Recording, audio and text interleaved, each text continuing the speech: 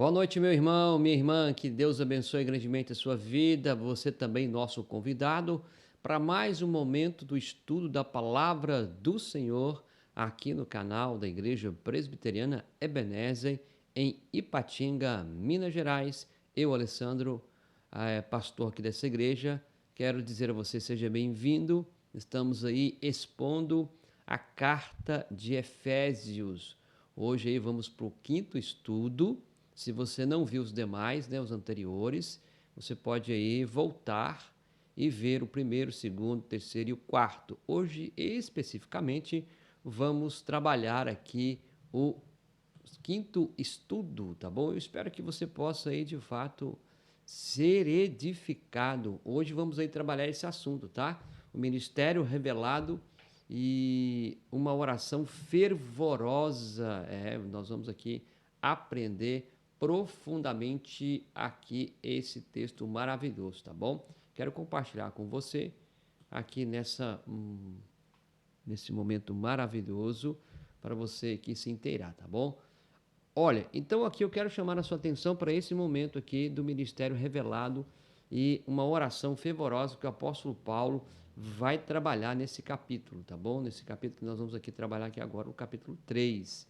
Vamos ao nosso objetivo, então, é saber qual foi o ministério revelado a Paulo, o que lhe foi compartilhado para que ele pudesse transmitir.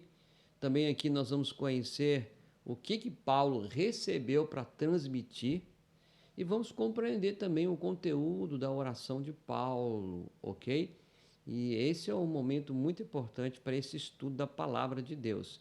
Aqui uma oração, eu gostaria que pudéssemos aqui ler, uma oração que nós encontramos também, a oração de Paulo, coloco-me agora diante do Pai, para pedir que sejamos fortalecidos com poder mediante o seu Espírito, e assim habite Cristo ricamente no coração, pela fé, e estejamos arraigados e alicerçados no amor para podermos compreender qual é a largura, o comprimento, a altura e a profundidade e conhecer o amor de Cristo que excede todo o entendimento, para que sejamos tomados de toda a plenitude de Deus, aquele que é poderoso para fazer infinitamente mais do que tudo que pedimos ou pensamos, conforme o seu poder que opera em nós. A Ele seja a glória na Igreja e em Cristo Jesus por todas as gerações, para todo o sempre. Amém. E que essa oração de fato seja uma oração verdadeira, seja uma oração verdadeira para a minha vida e para a sua vida, meu irmão, minha irmã e também você, nosso convidado. Que Deus abençoe aí a sua casa e a sua família, tá bom? Quero também chamar você para compartilhar, se você está conosco aí, compartilhar esse estudo com alguém que você conhece e que quer aí ser edificado, tá bom? Vamos então? Vamos começar nosso estudo aqui para o PowerPoint? Então, nós vamos à introdução. Hoje aí nós vamos trabalhar o capítulo 3, especificamente o capítulo 3. Nós vamos aqui trabalhar a maneira como o autor da carta o apóstolo Paulo se inicia o capítulo 3. Ele vai dizer assim: Eu, Paulo, sou prisioneiro de Cristo Jesus por amor de vós, gentios, tá bom? Ele começa assim.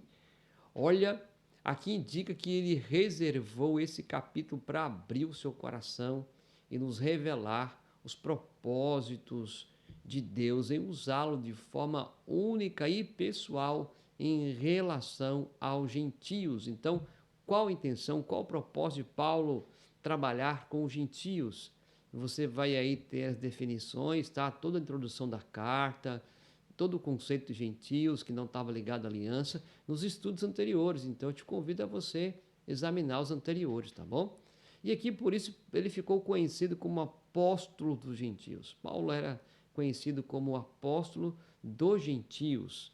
E ele vai trabalhar aqui nessa carta um conceito muito importante para que o evangelho pudesse chegar a todos ali que estavam inseridos naquela cultura. É uma coisa importante, tá bom? E aqui nós vamos então caminhar nos versículos de 1 a 13, quando nós vamos aqui enxergar o grande privilégio de Paulo. E eu gostaria aqui que você pudesse ver comigo, você pode abrir a sua Bíblia e nós vamos aqui trabalhando, tá bom? Então, o grande privilégio de Paulo, qual era o grande privilégio? O ministério que lhe foi revelado. Eu vou ler aqui com você, tá? Nós vamos ler os versículos de 1 a 6. Por esta causa, eu, Paulo, sou prisioneiro de Cristo, por amor de vós, gentios. Se é que tendes ouvidos a respeito da dispensação da graça de Deus, a mim confiada para vós outros. Veja bem, verso 3, pois segundo uma revelação me foi dada conhecer o ministério, conforme escrevi há pouco, resumidamente, você tem isso lá atrás também, pelo que, quando ledes, podeis compreender o meu discernimento do ministério de Cristo. Verso 5, o qual em outras gerações não foi dado a conhecer aos filhos dos homens, como agora foi revelado aos seus santos apóstolos e profetas no Espírito. Veja bem, verso 6, a saber que os gentios são co-herdeiros, membros do mesmo corpo e coparticipantes da promessa em Cristo Jesus por meio do Evangelho. Amém. Então, aqui o ministério, qual foi o grande privilégio que Paulo teve? O ministério que foi revelado a ele, o ministério que foi dado a ele para que ele pudesse transmitir aos gentios. Então, verso 3, você vai ter aí, basicamente, pois segundo uma revelação, ministério capítulo 3, verso 3, verdade oculta, agora revelada. A verdade oculta, né? A verdade, desculpa ali. A verdade que estava oculta, agora é revelada. Paulo agora traz uma revelação aqui, ele diz, pois segundo uma revelação me foi dado conhecer o ministério, conforme escrevi há pouco, resumidamente. Paulo tinha um ministério, ele tinha uma revelação que agora deveria transmitir os demais. Qual o ministério revelado? Verso 6, a gente vai encontrar isso aí basicamente. Olha o verso 6. A saber que os gentios são cordeiros, membros do mesmo corpo e coparticipantes da promessa em Cristo Jesus por meio do Evangelho. Meu irmão, minha irmã, em Cristo, os gentios e judeus são herdeiros da mesma bênção. Então, Paulo está dizendo que há um ministério que lhe foi confiado, há uma revelação que lhe foi dada, e esta revelação, este ministério, está como base em Cristo. Paulo não tem um ministério em si mesmo e nem uma revelação em si mesmo. Paulo tem um ministério, uma revelação baseado em Cristo. E aqui nós vamos encontrar que gentios e judeus são herdeiros da mesma bênção. Olha que interessante. Gentios estão ligados que não eram filhos de Abraão por parte da aliança.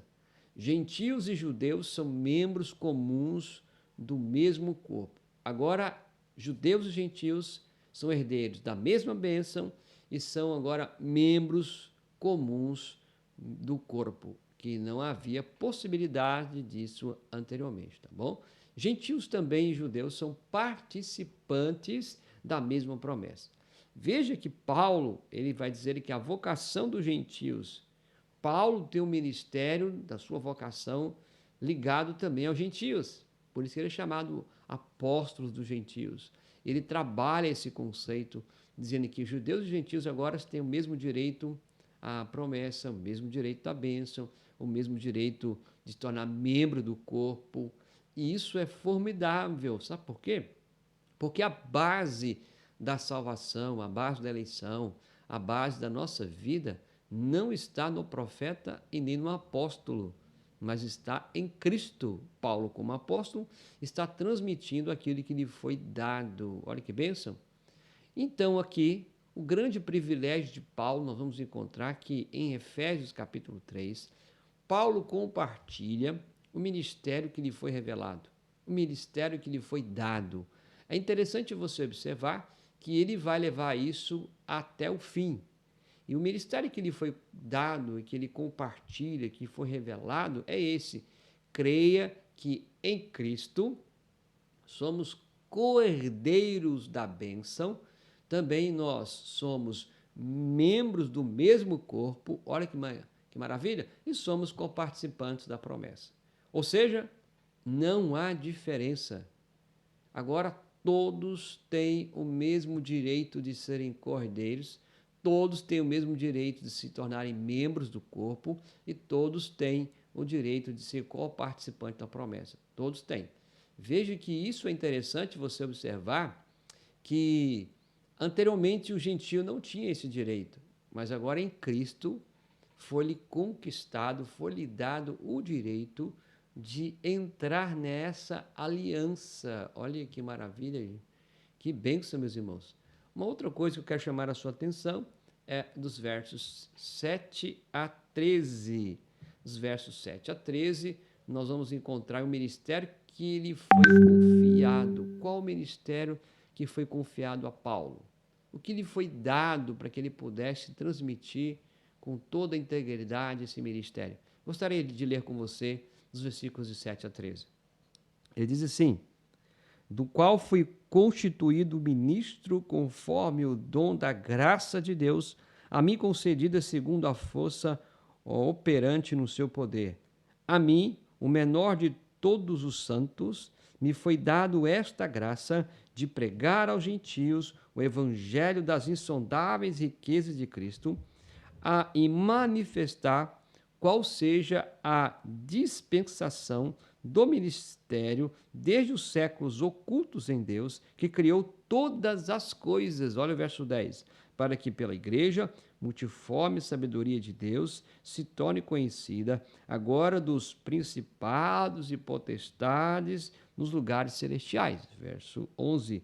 Segundo o eterno propósito que estabeleceu em Cristo nosso Senhor. Glória a Deus. Pelo qual temos ousadia e acesso com confiança mediante a fé nele. E terminando o verso 13. Portanto, vos peço que não desfaleceis nas minhas tribulações por vós, pois nisso está a vossa glória. Olha que maravilha. Paulo trabalhando o conceito de que algo lhe foi confiado e que aquilo que lhe foi confiado deveria ser transmitido. Esse é o privilégio. Nós também fomos chamados. Algo lhe foi confiado, algo foi confiado a mim, algo foi confiado a você. Como que nós vamos aí nos comportar diante disso? Vejamos bem. Ministério do Evangelho, nós vamos encontrar aí os versículos de 3, dos versos 6 a 7, nós vamos encontrar esse ministério. Vamos lá? Diz assim, então, para você conhecer melhor. A saber que os gentios são cordeiros, membros do mesmo corpo e coparticipantes da promessa em Cristo Jesus, Jesus por meio do Evangelho. Por meio do Evangelho. 7, do qual foi constituído ministro. Paulo foi constituído ministro do Evangelho. Então, ele diz, do qual foi constituído ministro conforme o dom da graça de Deus, a mim concedida segundo a força operante em seu poder. Veja que Paulo não coloca nenhuma ênfase na questão humana dele. Paulo não está dizendo que o ministério humano, que a revelação é humana, que o evangelho é humano. Não, ele está dizendo basicamente a base de todo o evangelho, né? Da qual foi constituído ministro, conforme o dom da graça. Lhe foi dado graça, o ministro e do evangelho. Então veja comigo aqui no nosso PowerPoint, o ministério então que lhe foi confiado era pregar o evangelho de Cristo aos gentios. Paulo deveria pregar o evangelho, Paulo deveria ministrar esse evangelho para aquelas pessoas que estavam ao seu redor. Também eu e você precisamos ministrar o evangelho às pessoas que estão à nossa volta. É importante você saber e reconhecer isso. Uma outra coisa que lhe foi dado também, lhe confiado, manifestar o ministério de Deus a todos os homens. Não era só pregar o evangelho, mas manifestar o ministério de Deus a todos os homens. Uma vez pregando, uma vez caminhando, uma vez testemunhando, Paulo estaria manifestando esse ministério. A prática, o andar, o caminhar Isso é interessante você observar. E ainda outra coisa que nós encontramos, algo que também lhe foi confiado a Paulo, é tornar-se conhecida a multiforme sabedoria de Deus. Nós vamos trabalhar daqui a pouco. Então, algumas coisas lhe foi confiado a Paulo: pregar o evangelho aos gentios, manifestar o ministério de Deus aos homens, tá? Tornar-se conhecida a multiforme sabedoria de Deus. Tudo isso aqui vai estar em volta da base, que é Cristo Jesus como o Senhor e como o Salvador. Ele é a multiforme sabedoria, ele é o ministério, ele é a vida, ele é a paz. E Paulo agora, lhe é dado o ministério, o privilégio que lhe foi confiado de fazer isso entre os gentios. Que maravilha, né? Bênção de Deus, reconhecemos que Paulo, em sua competência, deveria fazer, não por si mesmo, mas por aquele que Deus havia confiado e entregado em sua mão. Todos nós temos algo que foi dado a nós, e nós devemos, com muito amor, muita dedicação, cumprir. Vamos mais uma, para você se inteirar? Então, que em Efésios 3, Paulo demonstra que mesmo se você se sente pequeno, ele diz, do qual eu sou menor. Ele diz no versículo, a mim, o menor de todos os santos. Ele coloca que ele é o menor no versículo 8. Se você se considera a menor pessoa, mesmo que você se sinta tão pequeno que você não consiga fazer, saiba, você é chamado a pregar o evangelho, você é chamado a compartilhar as bênçãos cristãs e ainda você é chamado a tornar conhecida a sabedoria de Deus. Então você não tem como escapar. Por mais que você se considere como pequeno, Paulo está dizendo que ele é o pequeno de todos os santos. Ainda assim, se você se considera pequeno, você é chamado para pregar o evangelho. Você é chamado para compartilhar as bênçãos cristãs. E você ainda é chamado para tornar conhecida a sabedoria de Deus. Veja o grande privilégio do apóstolo Paulo. Também eu e você temos este privilégio hoje e nós não podemos deixar ele de lado. Amém? Uma aplicação? Gostaria que você pensasse sobre essas perguntas. 2 vezes Paulo usa a expressão a graça de Deus a mim confiada, a mim concedida, né? Versos 2 e versos 7. Que privilégio imerecidos são esses que Deus deu ao apóstolo? Pense aí na sua casa, você pode junto aí avaliar, ler o texto, rever o texto. Qual o ministério nesse parágrafo? Que é o ministério de Paulo? O que Paulo tinha que fazer? De que maneira a igreja manifesta a multiforme sabedoria de Deus? São perguntas que nós devemos responder. Paulo está dizendo que algo lhe foi confiado. Deus colocou algo na mão de Paulo. Deus concedeu algo grandioso a Paulo. E como Paulo iria fazer isso? Ele ia exercer o ministério da pregação, o ministério do anúncio do evangelho, uma vez testemunhando, manifestando Cristo na vida dele, uma vez que Cristo manifestado na vida dele pelo caráter, pela vida, e revelando o evangelho de Cristo, Cristo como Senhor, como Salvador, como base, essa sabedoria de Deus seria de fato conhecida entre os gentios e os nossos demais irmãos. Então, esse é um contexto dos versos de 1 a 13, que você tem aí uma pequena explanação do que é esse ponto. Nós vamos agora para o verso 14 a 21, Paulo aqui então na sua oração. Paulo fazendo uma oração fervorosa, tá bom? Versos 14 a 16, nós vamos ver aqui a introdução à oração. Ele vai dizer assim: por esta causa me ponho de joelho diante do Pai, de que tomo o nome toda a família, tanto no céu como na terra, para que, segundo a riqueza da sua glória, vos conceda que sejais fortalecidos com poder mediante o seu Espírito no interior humano. Paulo tinha privilégio que lhe foi confiado de pregar o evangelho, de anunciar todo esse processo. E agora Paulo aqui, ele faz uma oração, e uma oração muito bonita. Eu gostaria que você pudesse aqui, junto comigo, analisar, tá bom? Então, ele coloca, por esta causa. Qual causa? O eterno propósito de Deus. Veja que a causa de Paulo não é algo humanista, não é algo temporário que parte dos seus projetos pessoais. Por esta causa, qual causa? O eterno propósito de Deus. A preocupação de Paulo pelos Efésios. Paulo se coloca de joelho pela vida daqueles irmãos. Meu irmão, minha irmã, meu querido ouvinte, amigo que está aqui conosco. Deus nos colocou algo na nossa vida. Deus confiou algo à nossa vida, à nossa mão. E nós devemos levá-lo até o fim. E colocar também de joelho por essa causa. Porque é um propósito de Deus eterno. Há uma preocupação que devemos ter para as pessoas que não conhecem o Evangelho. E ainda Paulo diz que não é só por essa causa, mas eu me coloco de joelho, me ponho de joelhos, demonstra quebrantamento, demonstra uma vida humilde, de reconhecimento de que ele é incapaz.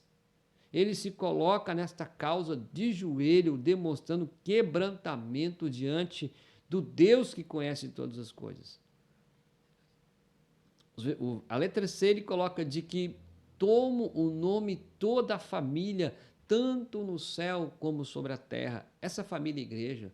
Paulo está dizendo que está tomando o nome da igreja, dos irmãos, irmãos que se aderiram, irmãos que confessaram, irmãos que foram aceitos pela graça a este corpo. Paulo, então, diz que por esta causa, o eterno propósito de Deus, pela vida dos irmãos que estavam ali, ele se coloca de joelho, numa vida de quebrantamento, numa vida humilde, de que ele toma todo o nome no céu e na terra, na igreja, ele coloca a igreja. Veja que Paulo vai fazendo uma oração magnífica para que, segundo a riqueza da sua glória, vos conceda, conforme a riqueza da glória de quem? De Deus. É que Paulo prossegue sua oração. Ele sabia que a riqueza da sua glória, a glória de Cristo, a riqueza dela, é que poderia trazer àqueles irmãos tudo o que eles necessitavam e precisavam. Magnífico. É assim também na minha vida e na sua vida. É conforme a riqueza da glória de Deus é que nós caminhamos e seguimos, meu querido irmão. Olha o conteúdo agora da oração de Paulo. Por essa causa me coloco de joelho e que tomo o nome de toda a igreja, de toda a família. Então ele coloca nessa causa, ele se coloca de joelho e toma o nome da igreja. Os versos 16 e 19 é o conteúdo da oração. 16 a 19 diz assim: para que, segundo a riqueza da sua glória, vos conceda que sejais fortalecidos com poder mediante o seu Espírito no homem interior. E assim habite Cristo no vosso coração pela fé, estando vós arraigados e alicerçados em amor. 18, a fim de poderes compreender com todos os santos qual é a largura, o comprimento, a altura e a profundidade. 19, e conhecer o amor de Cristo, que excede todo entendimento, para que sejais tomados de toda a plenitude de Deus. Glória a Deus. Aqui nós vamos ver o conteúdo, como é rico esse conteúdo aqui que Paulo traz na sua oração. Vejamos? Então, ele vai dizer assim: habite Cristo no vosso coração. Que Cristo habite cada vez mais intensamente no nosso coração. Paulo então está dizendo que ele colocou por essa causa, ele está de joelho, ele toma o nome da igreja, e ele agora traz um conteúdo da oração. Habite Cristo no vosso coração. Também que nesse momento que estamos vivendo em 2020, que Cristo possa habitar no nosso coração, que ele habite cada vez mais intensamente. Se o nosso coração for deixado por si mesmo, o profeta Jeremias diz isso: enganoso é o coração do homem. Quem o conhecerá? Ele é corrupto. Mas se Cristo habita no nosso coração intensamente, nós seremos edificados. Paulo está dizendo que aquilo que tem que habitar no coração dos irmãos era, de fato, o Cristo. E ele vai dizer, arraigados e alicerçados em amor. Então, o que tem que habitar no meu coração, no seu coração? Cristo Jesus. O que eu e você temos que ter de arraigados e alicerçados? Em amor. O amor deve ser a raiz e o alicerce que sustenta a vida do cristão. Primeiro, como base, o amor de Cristo. Ele nos amou incondicionalmente. E ele disse que seríamos conhecidos pelo amor que tivemos uns para com os outros. Então veja que Paulo está dizendo que o conteúdo dessa oração ela é cristocêntrica. Cristo no centro do coração. Cristo também com o seu amor no centro. Modelo que nós temos. Então eu e você devemos estar alicerçados no amor para pregar o evangelho, para transmitir a palavra àqueles que estão precisando. E ainda ele vai dizer, conhecer o amor de Cristo. Olha que maravilha. O amor de Cristo, meu irmão, é tão alto, diz a Bíblia, ele é tão profundo, ele é tão largo, ele é tão comprido, que ninguém está fora do seu raio de ação. Paulo está dizendo que esse amor é tão grande, que ninguém pode ficar fora dele, a fim de poder se compreender, olha aqui, todos os santos, qual é a largura, qual é o comprimento, qual é a altura, qual é a profundidade, é algo magnífico. Paulo está dizendo, então, que conhecer o amor de Cristo é formidável, uma vez que já vimos aqui, ele habite ricamente no seu coração, que você e eu sejamos arraigados e alicerçados no seu amor, mas também que nós venhamos conhecer o amor de Cristo, que é tão profundo, que é largo, ou seja, que não temos como ficar fora do raio de ação dele, se de fato ele estiver sobre a minha vida e sobre a sua vida. E ainda Paulo vai dizer ainda, tomados de toda a plenitude de Deus. Devemos continuar a nos encher do Espírito e a crescer nele até atingir a plenitude de Cristo, ou em outras palavras, uma vida madura, uma vida que de fato tem a sua maturidade cristã. Paulo está dizendo assim, então, olha, agora tomados nele de toda a plenitude. Você deve continuar a vida, encher do Espírito, para que você possa crescer nele, ter uma vida madura, ter uma vida cheia de alegria. Querido irmão, irmã, amigo e amiga, a palavra de Deus nos convida a ter uma vida de maturidade. Que oração abençoada, que oração magnífica que Paulo trabalha e que traz ao meu coração e ao seu coração. Então, dizendo para mim e para você, eu e você precisamos a cada dia conhecer o amor profundo de Deus. Não há nada que nos separe do amor de Deus. Não será tristeza, não será angústia, não será perseguição, não será fome, não, porque esse amor de Deus é profundo. Ele é tão profundo, o amor de Cristo é tão profundo, o amor do Espírito Santo é tão profundo, o amor da Trindade é tão profundo, e nós somos tomados dessa plenitude, que você e eu possamos crescer a cada dia mais e mais em nome de Jesus. Aí nós vamos ver a conclusão da oração de Paulo, nos versos 20 a 21. Então, Paulo conclui dizendo, ora, aquele que é poderoso para fazer infinitamente mais do que tudo quanto pedimos ou pensamos, conforme o seu poder que opera em nós. A ele seja a glória na igreja em Cristo Jesus, por todas as gerações, para todo sempre. Amém. Paulo, então, vai concluir a sua oração. Paulo vai, então, dizer aqui algo formidável também que nos ensina e que nos inspira. Ele diz, Deus é poderoso para fazer, ele vai dizer que Deus é poderoso para fazer o que pedimos, Deus é poderoso para fazer o que pedimos ou pensamos, interessante, olha, Deus é poderoso para fazer tudo o que pedimos, Deus é poderoso para fazer muito mais do que pedimos. Então ele é poderoso para fazer o que pedimos ou pensamos, fazer tudo o que pedimos e também fazer tudo mais do que pedimos. Mas lembre que ele irá fazer não é porque estamos pedindo, não é na base humanista, mas é na base do eterno propósito dele que Paulo trouxe aqui na sua revelação e nos textos anteriores.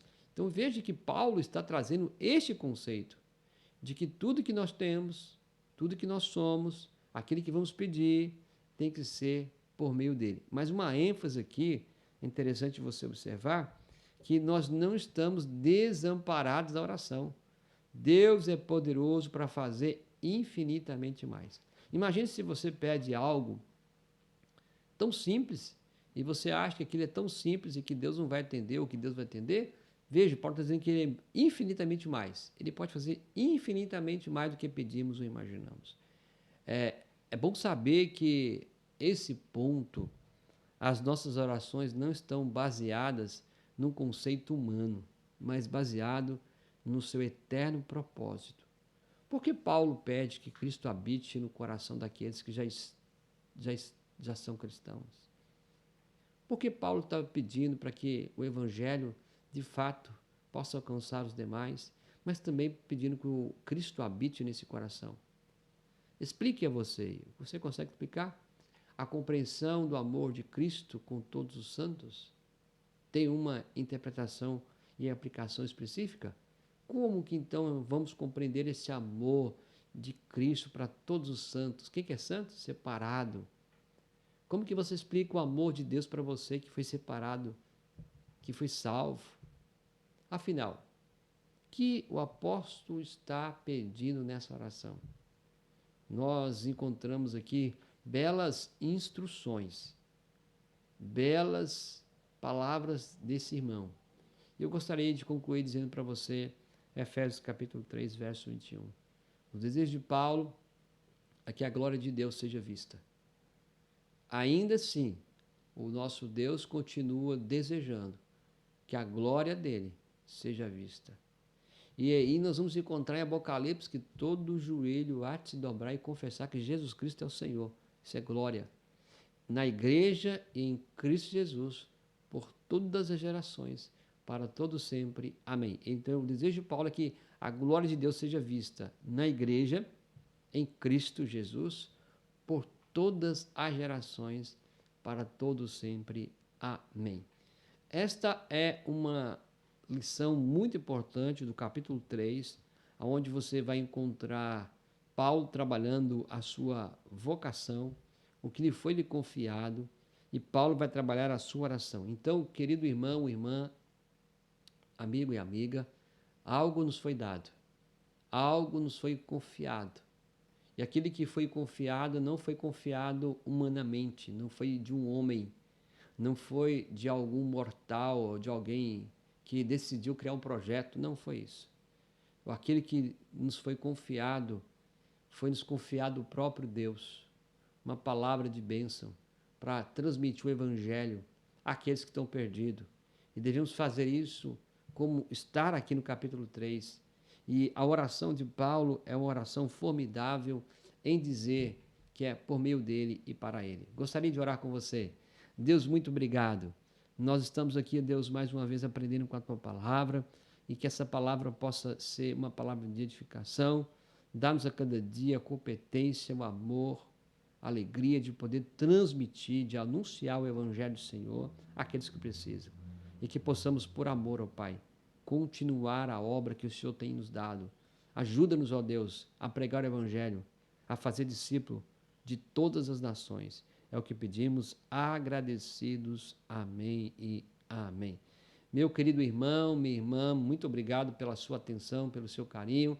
Quero te convidar para o próximo estudo, estar conosco em mais um momento junto. E você pode compartilhar também esse estudo aí com alguém que você queira, tá bom? Muito obrigado, um forte abraço para você e até o próximo encontro. Deus abençoe, meu irmão.